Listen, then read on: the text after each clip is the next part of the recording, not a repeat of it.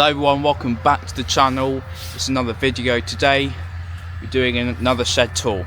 Let's get right into it. One of the reasons why I wanted to do another shed tour was because lots of things have changed, and also maybe for you guys to get some inspiration if you either want to build a shed or even just rearrange your shed. But anyway, enough waffle, let's get right to it. Alright, this is the shed, guys. As you may know, well, if I put up, actually, if I go back, no, if I put up a couple of images of the shed last year, this one right here, you may noticed back in 2024, the shed was just wood, like wood weatherboard. The reason we painted it black, not for aesthetic reasons. It looks worse now, but mainly due to just for security reasons. So now you can't see the shed from the road, which you used to be able to do. But yeah, it's a timber frame shed. It's got weatherboarding, which obviously we painted black. That's wet. These very big windows. It's me. Hello. Not a whole lot to say. It's a pretty nice looking shed. Absolutely amazing. It's got a window up there as well. It's got guttering. I have no idea. That's probably full to the brim now. Let's have a look. I haven't actually seen this yet. There.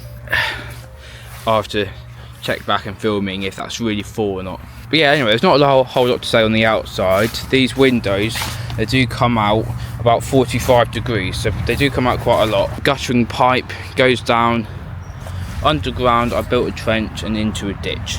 Okay, I should have mentioned actually, this roof, the ceiling or roof, whatever you want to call it, actually slopes down to the guttering, which goes down into the ditch.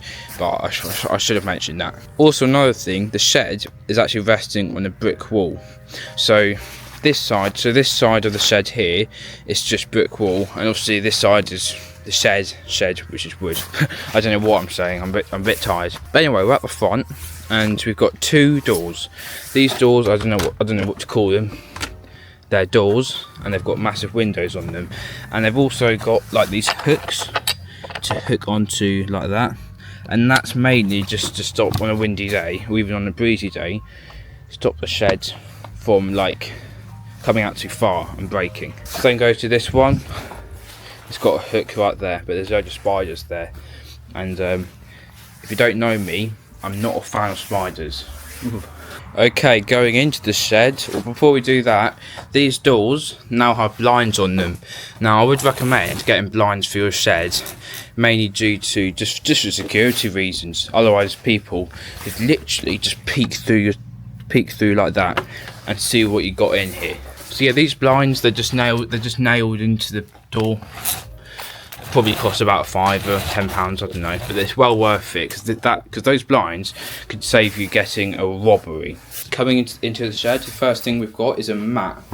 Not that we actually use the mat, as you can probably tell, but yeah, it's nice to have. It makes it feel a bit more homely. I did sweep out the I did sweep out the shed not that long ago, but I sort of let go of it. Yeah, as you can see, there's bits of grass everywhere, isn't there?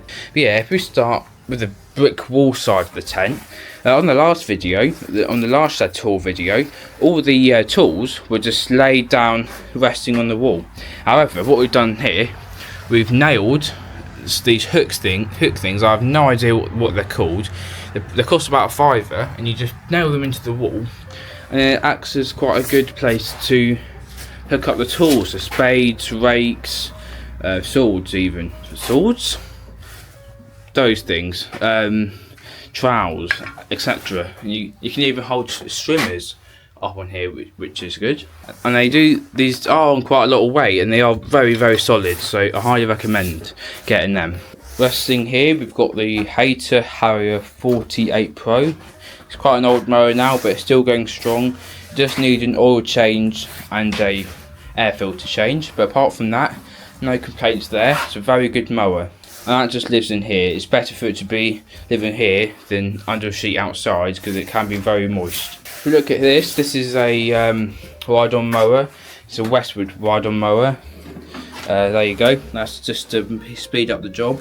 We didn't have this in the last video. It was in the garage, but we've had this for years now, probably about 15 years. I probably have only cut the grass with the ride-on, probably 4 times this year, because the grass hasn't really grown that well this year, unfortunately. But maybe next year. I've also got this sort of shelf thing. Oh yeah, and these windows, I forgot to say, if we open them, they do go out very, very wide. Well, not wide, they go up about 45 degrees, so you could almost make it like a sort of burger van or something, or a nice cream stall, which is quite cool. I should mention the ceiling, it does need doing. There's nothing wrong with how it is, but yeah, this insulation is actually recycled, but it works just as well as it does. And this sort of expanding foam stuff, I've been trying, as you can see with a Stanley knife, I've been cutting around there to try and get the expanding foam off, because as you can see, it's not very pretty. That is a massive spider. Alright, last but not least, moving to the back of the shed, we've got the shelf. This shelf is sort of the heart of the shed. This houses many things. So we've got a chainsaw, a hedge cutter, a leaf blower, a helmet, we've got some seeds and stuff and some tools, gloves, a cloth.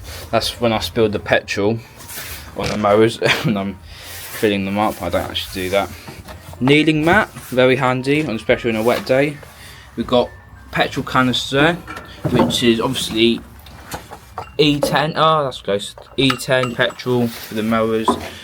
Stash of oil and stuff. We've got some tools there, and some, I don't know what that is.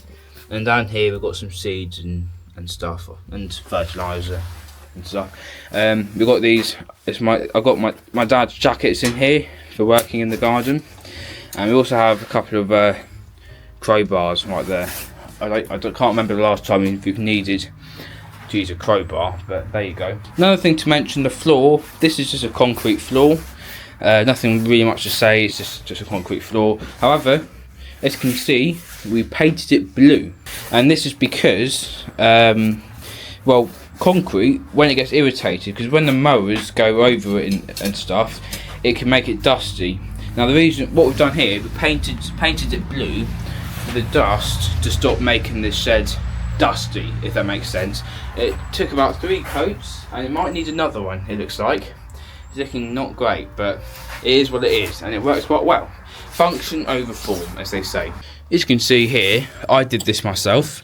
I nailed a nail into the chipboard wall, and that's to hold the keys. This one's for the lawnmower. Probably shouldn't tell you where the lawnmower keys are, should I?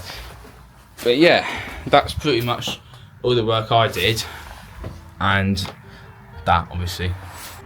Anyway guys, I hope this gave you some inspiration if you want to either rearrange or build a shed. If there's anything you think I've missed in this video, let me know in the comments down below. I hope you enjoyed this. If you did, if you'd like, leave a like and subscribe, but no pressure. I'll see you guys in the next one. Goodbye.